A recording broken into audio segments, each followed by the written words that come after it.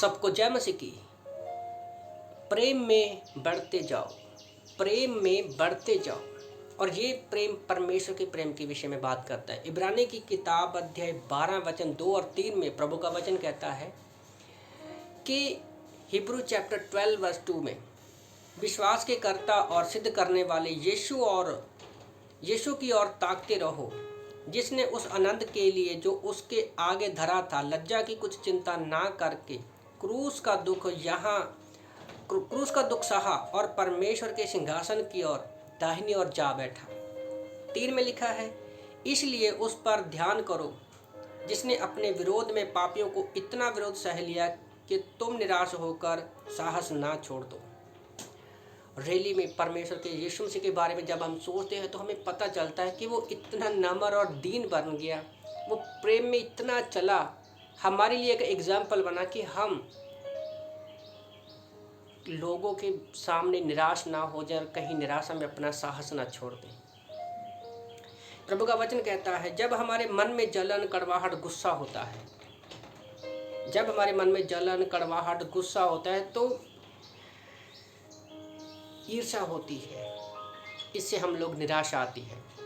और जब इसके कारण हमारी ताड़ना होती है, जब ये सारी बातें होती हैं, जलन, कड़वाहट, गुस्सा, तो इसके बाद हमारी जब ताड़ना होती है तो हम अपने आप को क्या करते हैं, एक गिलानी महसूस करते हैं, अपने आप को शर्मिंदगी महसूस करते हैं। तो इब्रानी 12 अध्याय जो है, याद रखो, बहुत सारे लोगों को नहीं पता है, यहाँ पर परमेश्वर एक जैसे हमारा संसार का पिता डांटता है, एक संसार के पिता के रूप में परमेश्वर शारीरिक पिता के रूप में यहाँ पर परमेश्वर हमारी ताड़ना कर रहा है। संसार में जब कोई गलती हो जाती है, संसार में जब कोई व्यक्ति गलती करता है, जब हो जाती है तो उसको उसकी सज़ा मिलती है, जहाँ उसको जुर्माना देना पड़ता है। पर प्रभु का धन्यवाद हो कि यीशु मसीह में अगर हम पर हमारे विश्वासी जीवन में हमें कभी भी कोई भी सज़ा नहीं मिलेगी।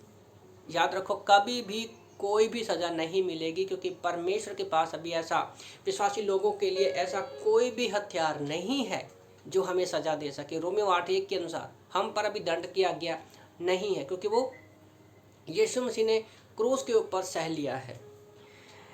ताड़ना, परीक्षा हमारे जीवन को नम्र बनाती है। याद रखो, जब हमारे जीवन में ताड़ना, परीक्षा आती है तो वो हमारे जीवन को नम्र बनाती है।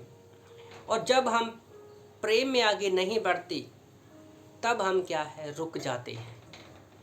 और हम एक परमेश्वर के फलदायक पौधे हैं और हमें फल देने के लिए ही परमेश्वर ने इस धरती पर रखा है।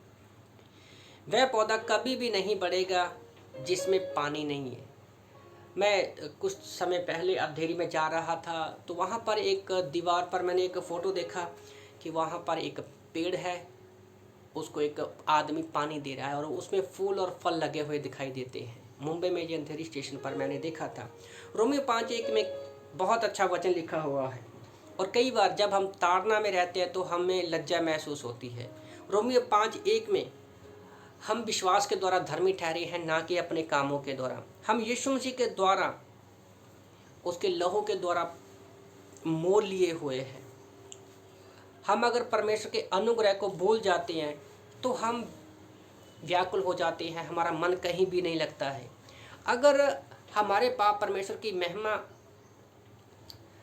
अगर हमारे पास परमेश्वर की महिमा की आशा है, याद रखो ये बात इम्पोर्टेंट है, अगर हमारे पास परमेश्वर की महिमा की आशा है तो हम उस पर घमंड कर सकते हैं। क्यों? क्योंकि वचन कहता है, रोमियो 5:1 से 4 पढ़ते हैं, 5 तक पढ़ते हैं, घमंड से धीरज आता है, धीरज से हम लोग खरे बनते हैं, खरे होते हैं तो आशा आती है और आशा से हमें कोई लज्जा नहीं होती है ना।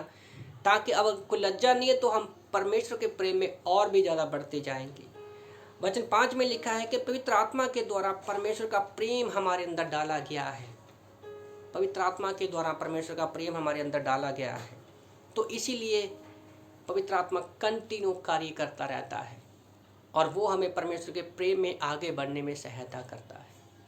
याद रखो, संसार के प्रेम में एक रुकावट आ सकती है, पर परमेश्वर के प्रेम में कोई रुकावट नहीं, क्योंकि प्रेम बदलता नहीं, बदलाव लाता है। आमीन।